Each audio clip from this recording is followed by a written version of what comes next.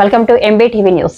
వైఎస్ఆర్సీపీ అధ్యక్షుడు వైఎస్ జగన్ చంద్రబాబు నాయుడు ప్రభుత్వాన్ని తీవ్రంగా విమర్శించారు. రైతుల కోసం గిట్టుబాటు ధరల విషయానికి వచ్చేసరికి చంద్రబాబు ప్రకటనలు మాత్రమే చేస్తారని, కానీ అమలు వైపు అడుగు కూడా వేయరని ఆయన ఆరోపించారు. ప్రతిసారి రైతుల సమస్యలు బయటపడితే చంద్రబాబు వెంటనే తిరుపతి లడ్డు లేదా మరో వేరే అంశం లాగి టాపిక్ ను డైవర్ట్ చేస్తాడు. ఆ తర్వాత ఎల్లో మీడియా దాన్ని పెద్ద ప్రచారం చేస్తుంది. కానీ చివరికి రైతు బ్రతుకు మాత్రం బస్టాండ్ లో పడినట్టే అవుతుంది అని జగన్ విమర్శించారు. ఏ పంటకు గిట్టుబాటు ధర రాకపోయినా ఎల్లో మీడియా దొంగల ముఠా చంద్రబాబును కాపాడేందుకే ప్రచారం చేస్తుంది అని ఆయన ఆరోపించారు.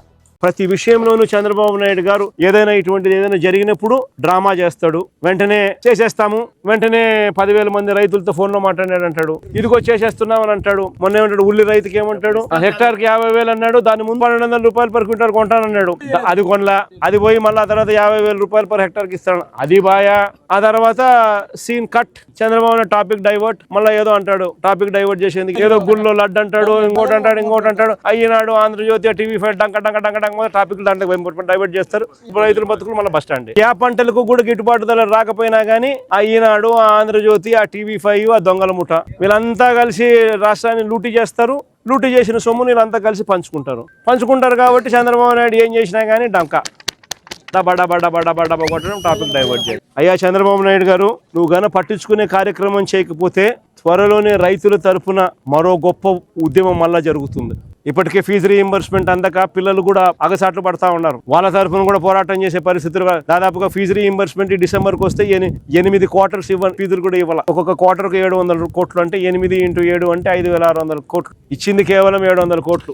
దాదాపుగా 4,900 కోట్లు ఫీజు రీయింబర్స్మెంట్ బకాయిలు, మరో 2,200 కోట్లు వసతి దీవెన బకాయిలు. ప్రతి ఏప్రిల్ 2024, ఏప్రిల్ 2025 లో ఇవ్వాల్సిన వసతి దీవెన బకాయిలు రెండు కలిపితే దాదాపుగా 6,000 చిల్లర కోట్ల రూపాయలు. పట్టించుకునే నాతుడు లేడు. నెలకు 1,500 ఇస్తానన్నాడు, సంవత్సరానికి 18,000 అన్నాడు. 2 ఏళ్ళు కలిపి 36,000 బాకీ. శివశంకర్ రెడ్డి కనపడాడు అనుకో, ఏమన్నాడు, నెలకు 3,000 రూపాయలు ఇస్తానన్నాడు. నిరుద్యోగ వృత్తి అన్నాడు. నెలకు 3,000 రూపాయలు నిరుద్యోగం. 2 ఏళ్ళు అయిపోయింది. 72,000 ఈబీలోనికి బాకీ.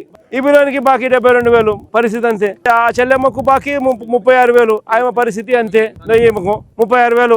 నెలకు 1,800 ఇస్తానన్నాడు. నెలకు 1,500 ఇస్తానన్నాడు. సంవత్సరానికి 18,000. 2 ఏళ్ళు కలిపితే బాకీ. అమ్మఒడి అన్నాడు. అమ్మఒడి వచ్చేది తీసేసి తల్లికి వందనం అన్నాడు. 15,000 కాస్త 13,000 అన్నాడు. 13,000 కాస్త చూస్తే 8,000, 9,000, 10,000. అది కూడా 30 లక్షల మంది పిల్లలు కట్ చేసి. పెన్షన్ల పరిస్థితి చూస్తే ఏకంగా వైఎస్ఆర్సీపీ ప్రభుత్వ హయాంలో ఎన్నికల నాటికి 66 లక్షల చిల్లర పెన్షన్ ఇస్తా ఉంటే ఈరోజు 61 లక్షకు పడిపోయినాయి. తీసేసినారు. అంటే 5 లక్షల కొత్త పెన్షన్ ఇవ్వకపోగా 5 లక్షల పెన్షన్ ఉన్నవి కట్ చేసేసినారు. ఎవడు సంతోషంగా ఉన్నాడని అడుగుతా ఉన్నా. మరోవైపున చూస్తే గవర్నమెంట్ రంగంలో గవర్నమెంట్ కి సంబంధించిన ఆస్తులు మెడికల్ కాలేజీలు అమ్మాలని చూస్తాడు. శనికాయలకి బెల్లాలకు మెడికల్ కాలేజీలైనా అమ్మేస్తున్నాడు. గవర్నమెంట్ భూములైనా కానీ శనికాయలకు బెల్లాలకు ఇష్టం వచ్చినట్టు స్కాములు చేస్తూ అమ్మేస్తాడు. రాష్ట్రానికి సంబంధించిన ఏ ఆదాయం కూడా రాష్ట్ర ప్రభుత్వ ఖజానాకు రాకుండా చంద్రబాబు నాయుడు దోచేస్తా ఉన్నాడు. మద్యం నుంచి మొదలు పెడితే మద్యము, ఇసుక, మట్టి, క్వాడ్స్, సిలికా, ఏదైనా చెప్పండి. రాజధాని భూముల దగ్గర నుంచి ఏకంగా రాష్ట్రంలో భూముల అమ్మకం దగ్గర నుంచి శనికాయలకు బెల్లలకు అమ్మడం దగ్గర నుంచి అమరావతి పేరుతో ఆయన స్క్వేర్ ఫీట్ కు 10,000 రూపాయలు చెప్పున కాంట్రాక్టులు ఇస్తూ స్కాములు చేస్తూ కడతా ఉన్న కాంట్రాక్టుల వరకు టోటల్ గా రాష్ట్ర ప్రభుత్వాన్ని అన్ని రకాలుగా రాష్ట్ర ఖజానాను లూటీ చేస్తా ఉన్నారు చంద్రబాబు నాయుడు, ఆయన ఎల్లో గ్యాంగ్. అందరూ వాళ్ళే దోచుకునేది పంచుకునే దానికి.